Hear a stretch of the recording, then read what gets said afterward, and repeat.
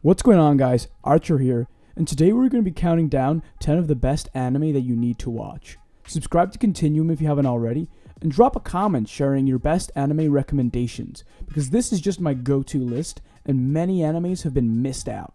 Without further ado, let's get to it. So coming at number 10, we have Bakuman. This non-violent, non-action based, emotional, and working struggle roller coaster of an animator is written by the legendary Takeshi Obata. The story follows Murita Mishiro and Akito Tagaki as they put in insane levels of work ethic to become top manga artists in Japan. This anime is essential for any viewer wishing to understand how the manga/anime industry actually works, and the hardships that creators go through to have their work published and eventually turn into anime. It's an incredibly inspiring story and has some really fun twists along the way. Speaking of Takeshi Obata, at number 9 we have Death Note, which he did the manga illustrations for. Death Note is a classic. It's only 37 episodes, and the first 18 or so are some of the most gripping, tense, and philosophical moments ever portrayed in anime form. The young man, Yagami Light, is bestowed with the power of a book called the Death Note, in which any name within it results in the person's death either by heart attack or a specified cause. The series does wobble in the second half, but it's an absolute must-watch for anyone venturing into the anime world. At number 8, we have Haikyuu. This sports anime is based on volleyball of all things, and always has you on the edge of your seat. Hinata aspires to become a professional volleyball player after seeing a man named Little Giant reach stardom. The school team he plays on doesn't just win every game like a shonen battle manga. They get their butts kicked to the curb, and the anime shows a lot of character development and determination after they power through defeat and rise to success. It's definitely a feel-good anime and a lot of fun to watch, even if you don't particularly enjoy or find volleyball interesting, which I don't. Sword Art Online comes in at number 7. This anime stars top VR gamer Kirito, thrown into a new MMO VR world where the only way to leave the game alive is to complete it. Kirito and his companions journey to reach the final boss and complete the game Sword Art Online. But with everything on the line, as if you die in the game, you die in real life. There's a lot of action, and some of the animation is a delight to watch, and there's no doubt some of you will be crushing on one of the female leads. At number 6, we have the shonen-style anime My Hero Academia. In a world where 80% of human life has extraordinary abilities, witness a young teenager known as Deku, which translates to, I cannot do shit. Pursue becoming the number 1 hero on the planet against all odds. Oh, wait, hang on. Against all odds. There we go. Deku routinely sacrifices limbs and even his entire body in pursuit of this goal, and never quits even in defeat.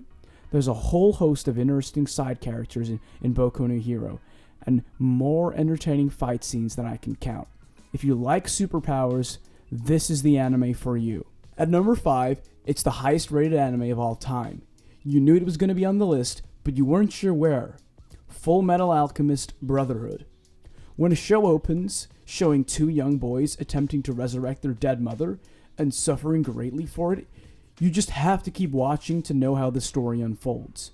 Full Metal is brilliant, start to finish, and has excellent political and military commentary throughout, making you question the way civilization is run, whilst entertaining you with flashy fight scenes.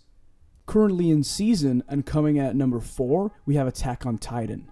No one is safe in Attack on Titan, where giant titan-like creatures attack humanity, leaving them hidden behind large walls for a sanctum. Brave adventurers known as the Scouts Regiment attempt to defeat titans throughout the world with super cool swords and Batman-like grappling hooks. It's very flashy, the animation is to die for, and if you don't think Captain Levi is an absolute badass, then you need to watch it. Again and again.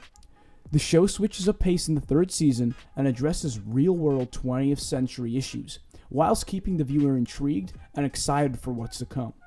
The 2nd season is a little weak, but the rest is phenomenal, and it cannot be understated how fantastically written the second half of the third season is. After all, it is ranked number 1 on IMDb above every Game of Thrones episode ever made. It's hilarious. It's epic. He slaps enemies around like they're flies and does so in the most awkwardly brilliant fashion. At number 3, it's One Punch Man. Saitama decided to become a superhero, so he trained, and he trained, and he trained.